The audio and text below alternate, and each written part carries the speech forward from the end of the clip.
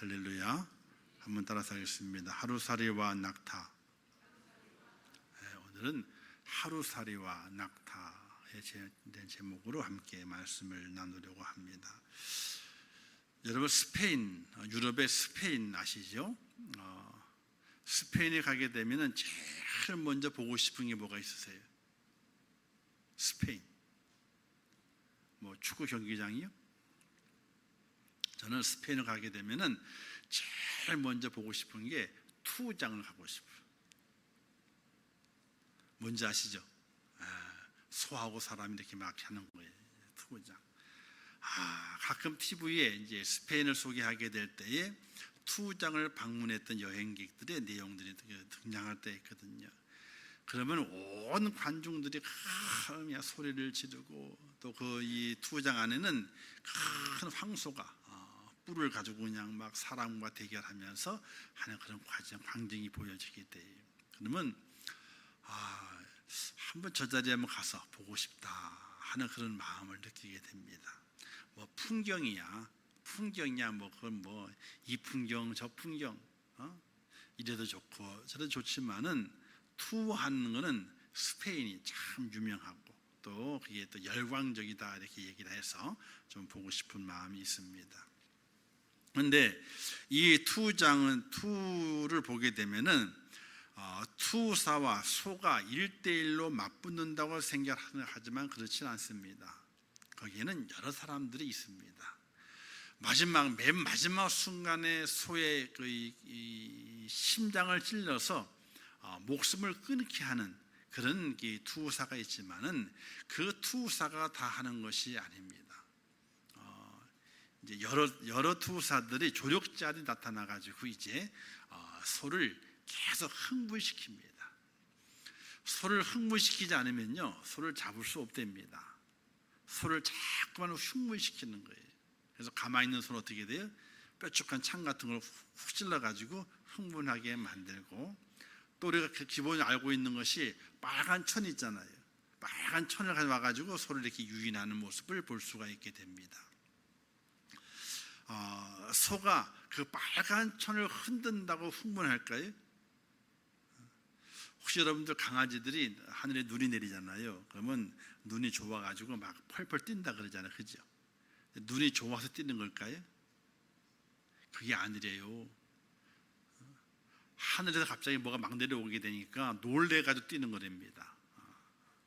색깔도 구분을 할 수가 없는 거예요. 놀래가지고 뭔가 떨어지니까 자꾸만 떨어지고 놀래가지고 펄펄 뛰는 거지 좋아서 뛰는 게 아니라는 거예요. 이 투구장에 끌려오고 있는 소를 보게 되면요 몇 시간 동안 캄캄한 독방에 먼저 가둬놓는 됩니다. 캄캄한 독방에다가. 그리고 이제 갑자기 사람이 많은 환한 곳을 확 끌고 온다는 거예요. 그러면 깜깜한 곳에 있다가 갑자기 밝은 곳 나오게 되면 어떻게 돼요? 놀래잖아요. 놀래서 펄펄 뛰는 거예요. 그리고 펄펄 뛰게 되니까 뭐예요? 관중들이 와 하고 소리 지르잖아요.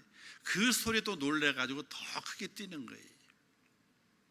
그러면서 거기에 이제 소는 불안과 공포를 느끼면서 뛰는 것이지 자기의 힘을 자랑하기 위해 뛰는 것이 아니라는 거예요. 근데 거기에 이제 그 소를 더 흥분시키고 판단 능력, 그래도 소지만은 판단 능력이 있거든요. 그걸 또 이렇게 흥분하게 되면 그 판단 능력이 사라진답니다.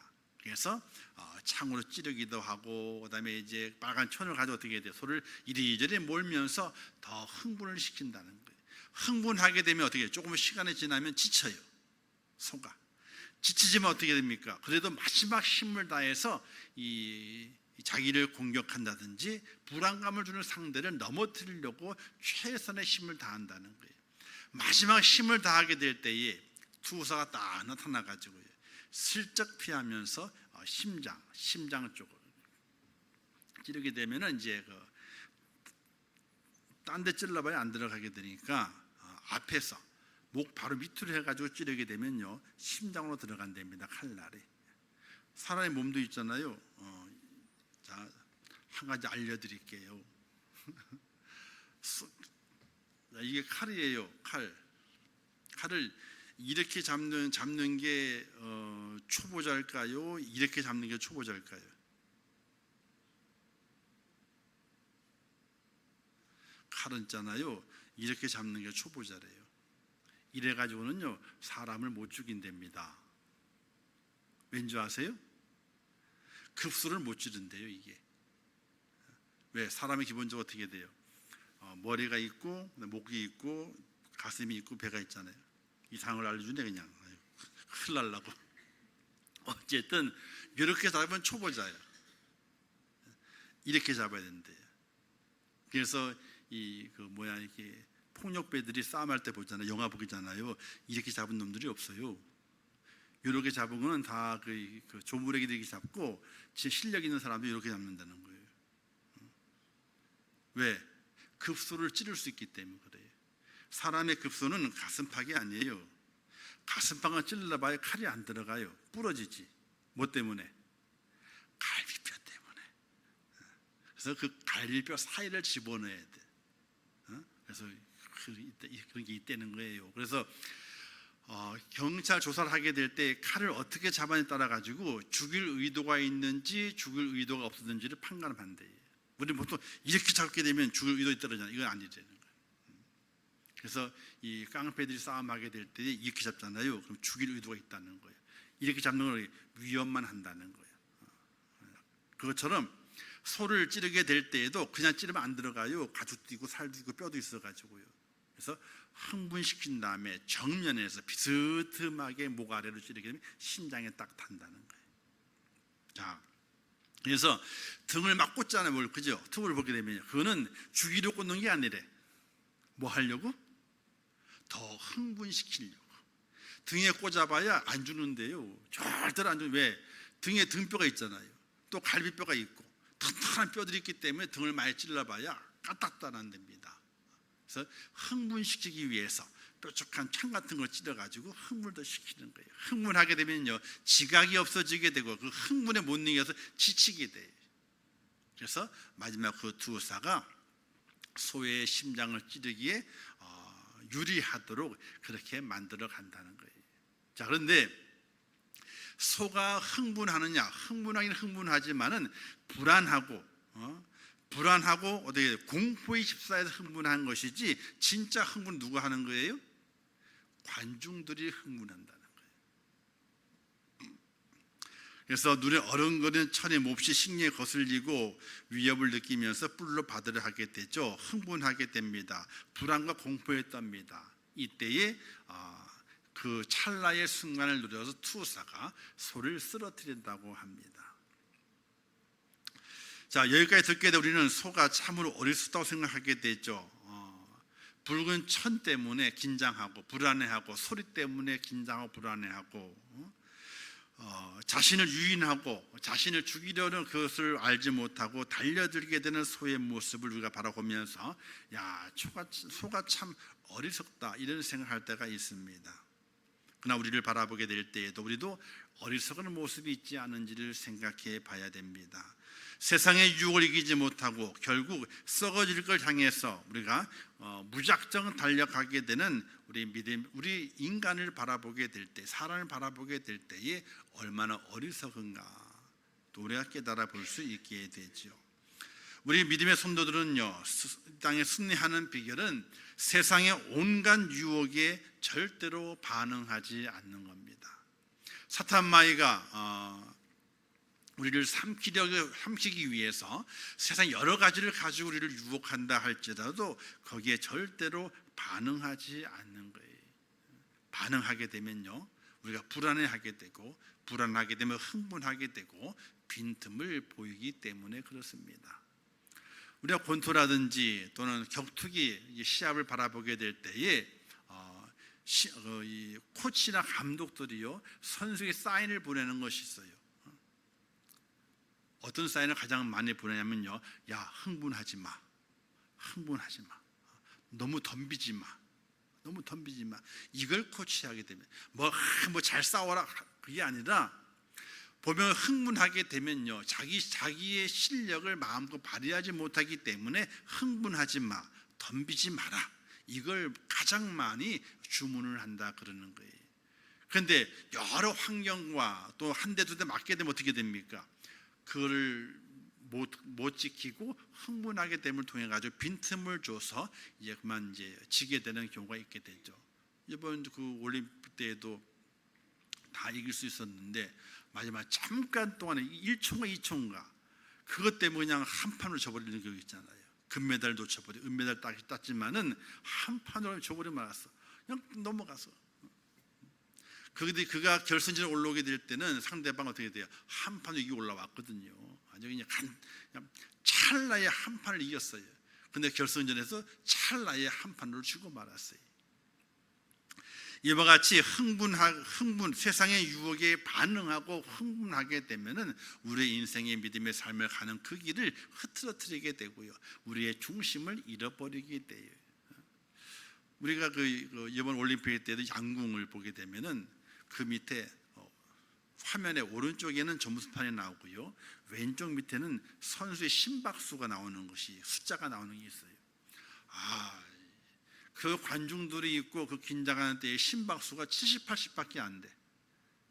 또 어떤 그 남자 선수는 100이 됐는데도 불구하고 어떻게 돼요? 그 심박 그대로 유지하는 거, 올라가질 않아. 그대로 고상도 그대로 유지하는 거예요. 그러면서 텐을 딱 쏘잖아요. 심박수가 흥분되지 않아야 돼. 자기가 갖는 딱 고정돼 있어가지고 거기 그것을 가지고 신경을 발휘할 수 있게 되는 거예요. 사랑하는 성도 여러분, 세상에 어떤 유혹을 한다 할지라도 거기에 반응하지 않고 진리의 말씀에 굳게 서는 것이 우리 믿음의 사람이 이 땅에서 승리하는 비결인 걸 믿으시기를 주님의 이름으로 축원합니다. 반응을 안 해야 돼요. 세상에 유혹하고 세상에 시험하고 세상의 많은 것들을 가지고 우리를 괴롭힌다 할지라도 거기에 반응하지 않고 하나님의 말씀을 굳게 믿고 믿음 안에 세워지는 그가 진정한 마지막 때에 승리하는 자가 된다 하는 그 진리를 깨달으시기를 주님의 이름으로 축원합니다. 자, 오늘 말씀의 보기 배경은요, 어떤 내용이냐면 사람들 살아가는 동안에 형식을 참 많이 좋아하게 되죠. 형식이 필요합니다. 모양이 있어야지 그 안에 뭔가를 담을 수 있게 됩니다. 집에 밥그릇이 국그릇이 있잖아요, 그죠? 모양이 이뻐야 돼요, 안 이뻐야 돼요? 모양이 이뻐야 돼요. 모양도 이뻐야 되고 그 속에 담겨지는 것도 좋은 것을 담아야 돼요. 형식이 잘못된 것이 아니라 형식만 추구해서는 안 된다는 거예요. 자, 오늘 말씀에도 이와 같습니다. 외식하는 서기관들과 바리새인들에게 예수님이 충고하시게 되는데 너희가 박하와 회양과 근처의 11조는 드리되, 자, 11조를 드린다 그랬습니다. 자, 여기서 그 서기관들 바리새인이 드린 11조는요 박하와 회양과 근처뿐만 아니라 땅의 소산의 11조도 그런 드리는 거예요. 근데 그것도 기본적으로 드리고, 그리고 그 다음에 박하와 회양과 근처의 11조도 너희가 드린다. 11조를 잘 드리는 거예요. 근데 잘 11조를 드리지만은 근데 주님 말씀하시게 될 때에 율법에 더 중한 바 정의와 긍휼과 믿음은 버렸도다, 이렇게 말씀을 하시게 돼요. 자, 하나님의 율법에 신명기서에 보게 되면요, 너는 마땅히 매년 토지 소산의 11조를 드릴 것이며 라고 말씀했고, 레위기 17장에 보게 되니까 그 땅의 10분의 1, 그 땅의 곡식이나 나무 열매는 그 10분의 1을 여호와의 것이니 여호와의 성물이라 하면서 11조를 드릴 것을 율법으로 명령을 하셨습니다. 그걸 서기관들과 바리새인들이 잘 지킨다는 거예요. 그런데 그들은 그것뿐만 아니라 무엇까지 드리게 되었느냐, 박하와 회양과 근처의 11조까지도 하나님께 드렸다는 거예요. 땅의 소산뿐만 아니라 하나님께서 말씀하지 않았던 그 자신의 삶에, 즉 박하는요 6월절 때에 먹는 쓴 나물의 양념이다 그래요. 그리고 회양과 근처는요 미나리과에 속하는 식물로 이제 그 음식을 하게 될 때에 향이 좀 잘 진하게 나게 되는 그런 이제 식물이라 그러는 겁니다. 자, 이걸 음식을 사게 될 때 많이 섞어 사용하기도 하고 그걸 많이 사용하게 되니까 이제 그것을 자기가 먹잖아요. 그러니까 자기가 먹는 식물 중에서도 11조를 구분해 가지고 하나님께 드렸던 사람이 이 서기관과 바리새인들이라는 거예요. 얼마나 철저하게 하십니까?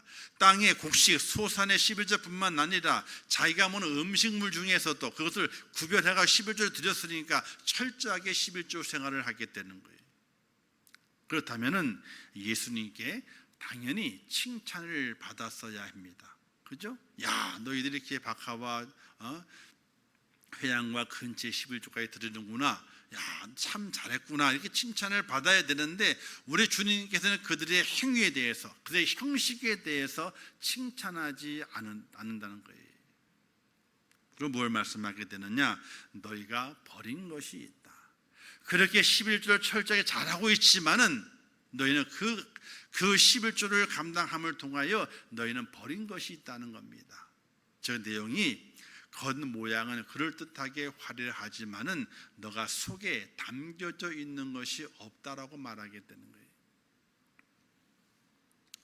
여기에서 율법에 더 중한 바, 보세요. 율법에 더 중한 바, 율법에 기록된 건 11조를 기록했던 겁니다. 그런데 그 율법에 기록된 것보다 더 중요한 건 무엇인 줄 아느냐? 정의와 긍휼과 믿음인데 너희는 그 더 중요한 것을 버렸다는 거예요.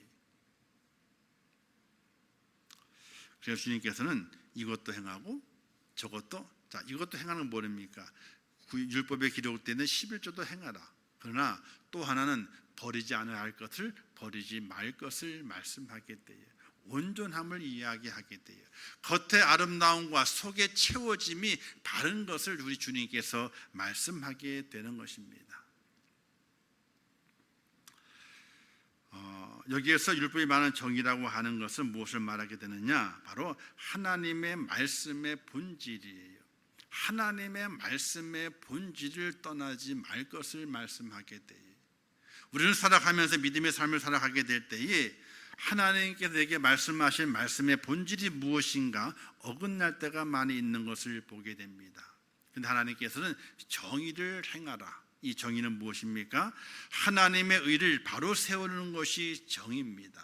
자, 정의하고 선하게 착하게 살아간다, 이 말이 같은 것이 아니, 같은 말인 것 같지만요 확연하게 다른 핵심이 다릅니다.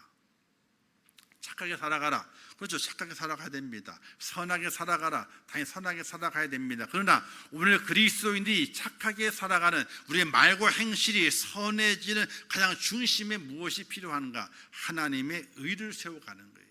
하나님의 뜻을 세워가게 되는 거예요. 우리는 그 현장에 가늠한 여인에 대한 내용을 많이 알고 있고 많이 들었습니다. 현장에서 가늠한 여인, 그를 붙잡았을 때에 선을 행하는 것은요, 그 여인을 모세 율법대로 돌로 쳐서 죽이는 것이 선을 행하고 정의를 실현하는 것입니다. 그렇죠. 죄를 졌으니까 현장에 가늠하다 붙잡혔기 때문에 이유 불문하고 변명거리가 없습니다. 또 그걸 알아보고 할 일도 아닙니다. 현장에서 잡혔기 때문에 그에게 행하는 것은요, 정의를 행하는 것입니다. 정의를 행하는 것은 모세 율법에 따라서 그 여인을 돌로 쳐 죽이는 것이 정의를 행하는 것입니다. 그런데 하나님께서 말씀한 정의는 하나님의 의를 세우라고 하는 것이, 하나님의 의는 무엇입니까? 바로 하나님의 뜻이에요. 하나님의 뜻이 무엇일까요? 하나님의 뜻은 죽이는 것이 아니라 살리는 것이 하나님의 뜻이에요. 우리는 그것을 날마다 우리의 마음속에 새기며 살아갈 수 있어야 돼요. 죽이는 것이 끝나는 것이 아니라 살리는 것이 하나님의 뜻임을 알고 어떻게 살릴 것인가를 날마다 우리의 마음속에 생각하고 연구하고 기도하는 그런 믿음의 자세가 우리에게 절대적으로 필요하다는 것입니다. 그러므로 말과 행실에 있어서 올바름으로 자기 이웃에게 해를 끼치지 아니하고 그 이웃을 다시 살리는 그 진리의 말씀을 행하는 자가 하나님의 정의를 행하는 자임을 우리에게 말씀하게 되는 겁니다. 근데 그 당시에 서기관들과 바리새인들은요, 자기는 11조를 잘 들여서 잘 지킨다고 자부하고 내가 하나님께 드린 내 형식은 흠이 없다라고 자랑하며 살아갔습니다. 근데 그들의 말과 행위는요, 사람을 정죄하고 사람을 죽이는데 자신들의 힘과 권력을 사용했던 것이 바리새인들과 서기관들의 모습인 것을 주님이 아시고, 너희가 하나님 앞에 11조를 잘 드리지만 그러나 하나님의 율법의 정의, 하나님의 그 뜻을 버렸다고 그들을 책망하게 됐던 것입니다. 사랑하는 성도 여러분, 오늘 우리의 삶 속에 우리의 생각은요, 살리는 것에 있습니다. 죽이는 것에 있는 것이 아니에요. 살려야 돼요. 할렐루야. 살리는 곳에 내가 쓰임 받아야 되고, 그 속에서 하나님의 뜻을 이루어갈 수 있는 지혜로운 자가 되어야 되는 것입니다. 살려야 되는 거예요. 자, 의사에게 칼이 주어졌습니다. 합법적으로 주어졌습니다. 뭐 하라고 칼이 주어진 거죠? 의사는 살리라고 칼이 주어진 거예요. 칼을 들었으면 위험하죠. 그렇죠? 얼마나 위험한지 모릅니다. 그 메스가 엄청 날카롭거든요. 근데 의사에게 들려진 그 칼은요, 사람을 살리기 위한 칼이에요. 그렇죠? 강도는요, 자기 이익을 위해서 사람을 죽이라고 들려진 칼이에요. 하나님의 뜻이 어디에 있는지, 똑같은 칼을 들고 있지만 그 칼의 쓰임새가 하나님의 의를 세워가는 정의의 모습으로 우리가 살아갈 수 있는 믿음의 사람이 되게 될 때에, 우리 속에 담겨져 있는 것이 하나님의 뜻을 담고 살아가는 믿음의 사람이 되는 것입니다. 죽이는 게 아니라 살리는 거예요. 그리고 궁유를 말씀하게 되죠. 궁유는요, 고아나 과부 이방인들을 불쌍한 자에게 베푸는 사랑, 그 자비를 말하게 됩니다. 궁유람을 가져야 된다. 궁유를 여긴 자는 하나님으로부터 궁유람이 여김을 받을 것이라. 이런 팔복이라는 말씀에도 기록이 되어 있죠. 오늘 우리 그리스도인 마음속에 궁유람이 있어야 됩니다. 근데 바리새인과 서기관들은요, 궁유람이 없습니다. 법을 법대로 집행합니다. 하나님의 뜻은 온데간데 없고 그 말씀만 그대로 집행합니다. 자신들은 11조를 잘 드려서 하나님의 율법을 잘 지켰다는 그 자부심을 갖고 있으면서 하나님의 뜻을 외면하고 궁유를 외면합니다. 용서를 외면합니다. 받아줌을 외면합니다.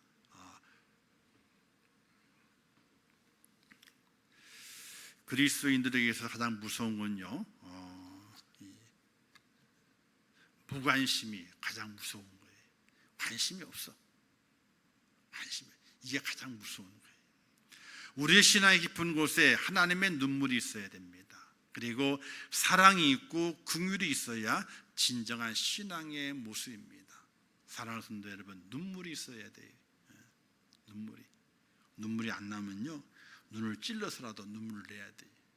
기도할 때 눈물이 안 나와요. 그러면요, 기도할 때 눈을 찔러요. 눈물을 내야 돼. 억지로 내야 돼. 하나님의 눈물, 우리를 구워 살피시면서 우리의 삶을 바라보시면서 눈물 흘리시는 하나님의 그 눈물이 오늘 우리 속에 있어야 돼요. 그게 없어서는 너가 11조를 드리는 율법을 잘 지켰지만 그와 더 중요한 정의와 궁율과 믿음은 버렸다. 이런 책망을 우리가 들을 수밖에 없는 것이에요. 세 번째, 믿음을 말하게 됩니다. 믿음은 신실성을 말하게 됩니다. 어제나 오늘이나 영원토록 변함없이 그 하나님의 신실함이 내 안에 있는가 하는 겁니다. 그래서 예수님을 잘 믿는다고 하는 것은 한마디로 신실하다, 변함이 없다는 겁니다. 자, 믿음이 자꾸만 바뀌어요. 그건 믿음이 아닙니다. 하나님이 내게 주신 그 믿음이 아니라 믿음이 아니에요. 내가 만들어낸 믿음에 불과하게 되는 거예요. 하나님 내가 허락하신 그 믿음은 절대로 변함이 없어야 돼요. 어떤 환경과 여건에 변함이 없어야 돼요. 자, 우리가 금을 참 중요하게 여기잖아요. 자, 금이 전 세계 다 통용이 잘 됩니다. 각 나라마다 금을 모아서 금고에 다 쌓아두려고 그럽니다. 왜 그럴까요? 변화가 없어요. 100년이 지나도 금은 금 상태 그대로 가만히 있는 거예요. 변화가 없습니다. 환경이 변하고 여건이 다 바뀌어도 금은 절대적으로 변함이 없습니다. 그게 금이에요. 오늘 우리 그리스도인 믿음이 이와 같이 변함이 없어야 되는 거예요. 어떤 환경이든지 어떤 여건인지 어떤 상황이 벌어졌다 할지라도 절대로 변하지 않는 그 믿음을 가지고 있어야 되는데, 그 믿음이 있다고 그러면서 그 믿음이 자꾸만 바뀌어요. 그거는 하나님 내게 주신 믿음이 아니라 자기의 신념에 불과해요. 내가 믿는 것에 불과해요. 하나님의 선물 주신 믿음이 아니라 내 속에서 갖고 있는 나의 신념에 불과해요. 신념은 믿음이 아니에요. 하나님 내게 허락하신 그 믿음을 오늘 우리가 간직하고 변함없는 모습을 가지고 하나님의 뜻을 이루어갈 수 있는 성도가 되어야 되는데, 오늘 본문에 있는 서기관과 바리새인들은 그렇지 못했다는 겁니다. 믿음을 버렸다는 거예요. 환경에 의해서, 사람에 의해서, 자기 여건에 의해서, 대상자에 의해서 그들이 행하는 모든 것들이 달라졌기 때문에 우리 주님께서 그들을 책망할 수밖에 없었다는 것입니다. 사랑하는 성도 여러분, 오늘 우리는 무엇을 취하고 무엇을 버리고 있는지를 깊이 있게 생각을 해봐야 됩니다. 주님 말씀처럼 이것도 행하고 하나님의 말씀을 잘 지켜 행하십시오. 그리고 그 속에 하나님의 뜻을 담고, 그 속에 긍휼함을 담고, 그 속에 믿음을 담는, 그래서 겉과 속이 하나가 되는 그런 모습으로 우리의 믿음의 길을 걸어가야 됩니다. 겉은 화려한데 속은 텅 비어 있습니다. 겉은 멋있게 보이게 되는데 속은 썩어서 냄새가 납니다. 회칠한 무덤처럼.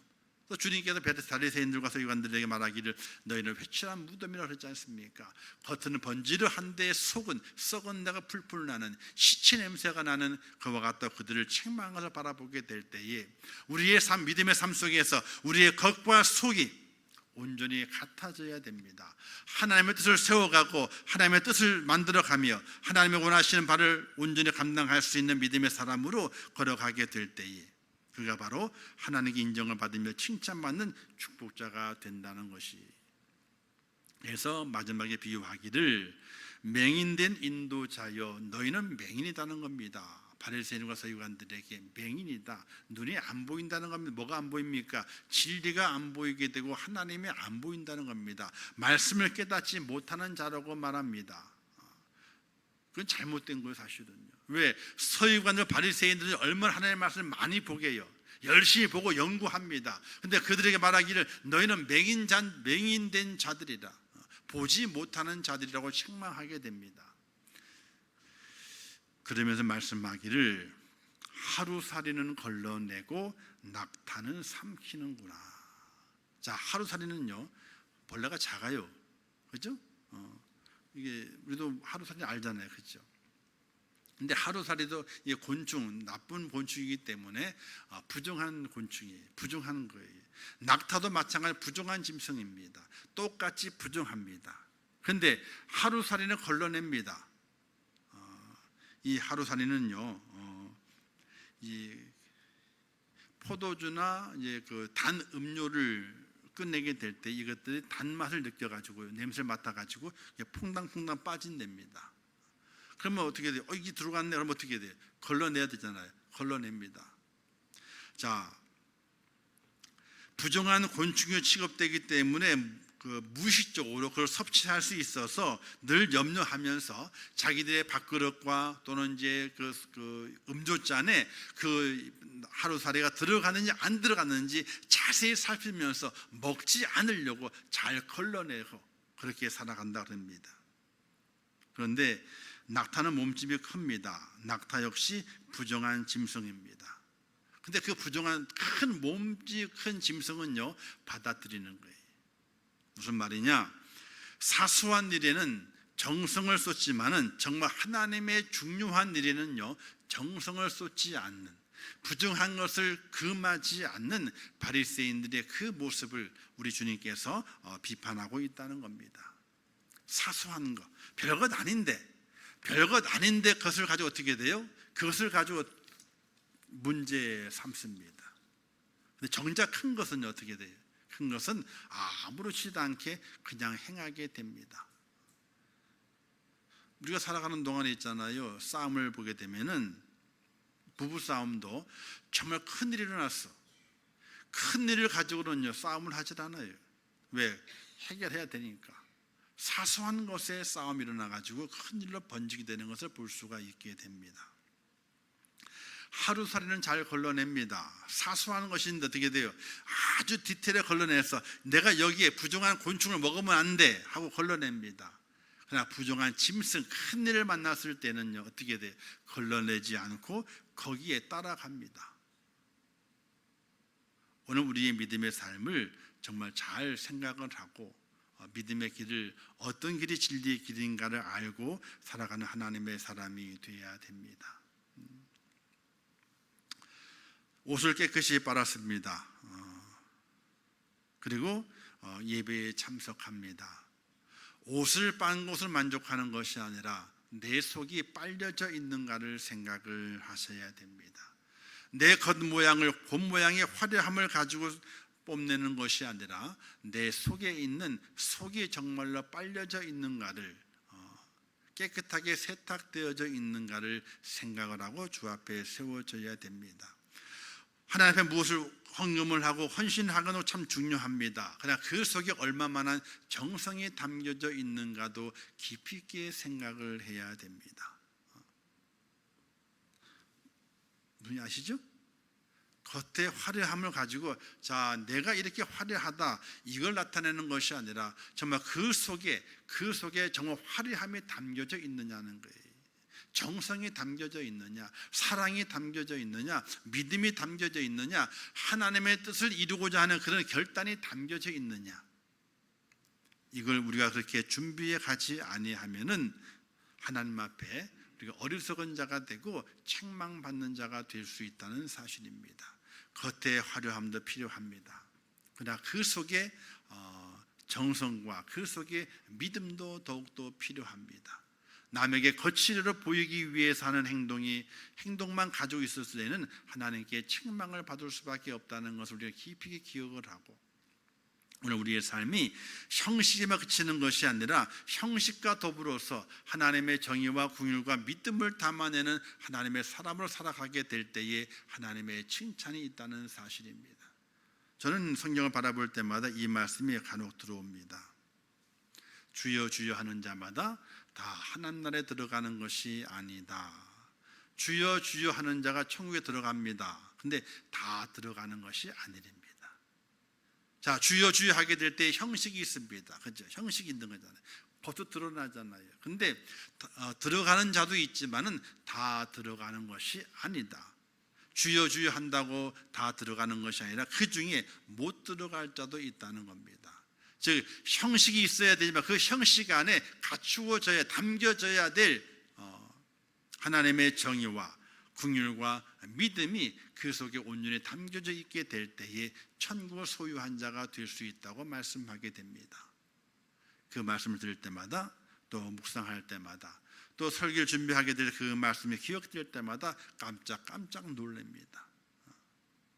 내가 형식으로 겉만 번지르한 그릇이 되고 있지 않은가를 생각합니다. 과연 그 속에 무엇이 담겨 있는가 깊이 있게 묵상해 봅니다. 과연 믿음이 담겨 있는가, 하나님의 뜻이 담겨져 있는가, 하나님의 사랑이 그 속에 담겨져 있는가, 이걸 깊이 있게 묵상해 보게 됩니다. 사랑하는 성도 여러분, 아름다운 그릇도 중요하고 깨끗한 그릇도 중요합니다. 그러나 그 속에 무엇이 담겨 있느냐가 더 중요함을 말씀하게 됩니다. 우리의 신앙생활의 형식 참 중요합니다. 형식을 잘 갖춰야 됩니다. 만들어 가야 되죠. 그러나 그 속에 무엇을 담아내느냐가 더욱더 중요합니다. 겉도 아름답고 속도 아름다울 수 있는 그런 믿음의 사람이 된다면 하나님 앞에 큰 칭찬과 함께 영생 복락을 누리는 하나님 놀라우신 복이 임한다는 사실을 믿으시기를 주님의 이름으로 축원합니다. 복음에 합당한 예복을 입고 그 복음에 합당한 삶의 모습으로 살아가는 그 모습이 우리에게 주어지게 될 때에 하나님을 기쁘시게 하는 성도가 될 수 있다는 사실을 기억하시면서 복음에 합당한 예복을 입으시고 복음에 합당한 삶의 모습을 간직하시면서 겉도 화려하고 속도 화려한 그런 아름다운 믿음의 사람이 되어서 하나님의 기쁨이 되는 그런 귀한 축복자가 되시기를 주님의 이름으로 축원합니다. 기도하겠습니다.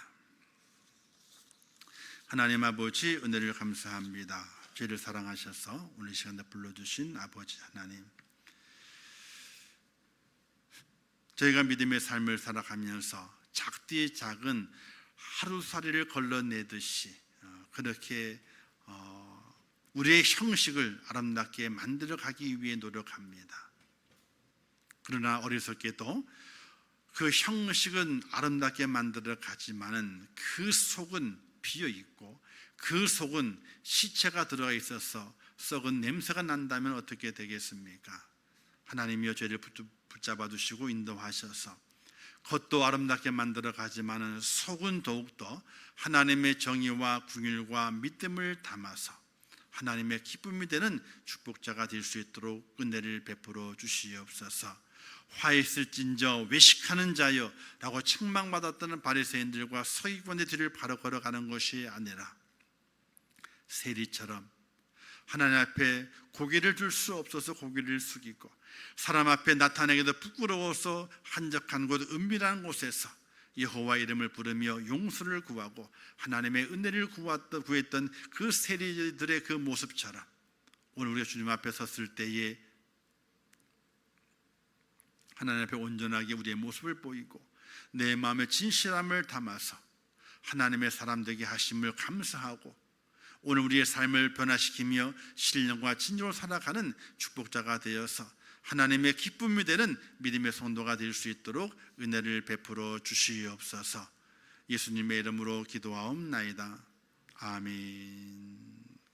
지금은 우리 주 예수 그리스도의 은혜와 하나님 아버지의 무한하신 사랑하심과 성령님의 감화 감동 위로 축복 교통하신 역사가 오늘 거룩한 주를 온전히 지키며 주 앞에 예배하며 내게 허락하신 하나님의 그 은혜를 기억하고 내게 명령하신 그 명령을 준행하며 주의 뜻을 이루며 이 마지막 때를 살아가게 될 때에 하나님의 마음의 기쁨이 되기를 소원하는 우리 임천교회 모든 성도들 머리 위에와 그들의 가정과 일터와 자녀들과 모든 기도의 제목들 위에 이 나라 이 민족 위에 온 지구촌 위에 지금도 세계 속에서 복음을 전하시는 선교사들과 그 선교의 현장들 위에 이제부터 영원토록 함께 있을지어다.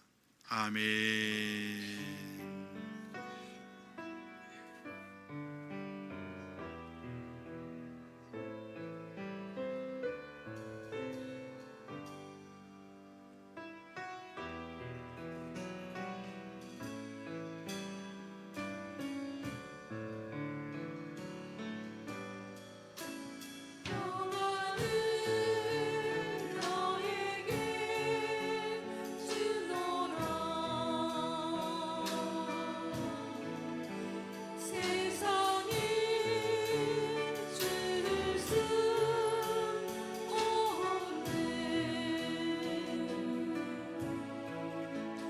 See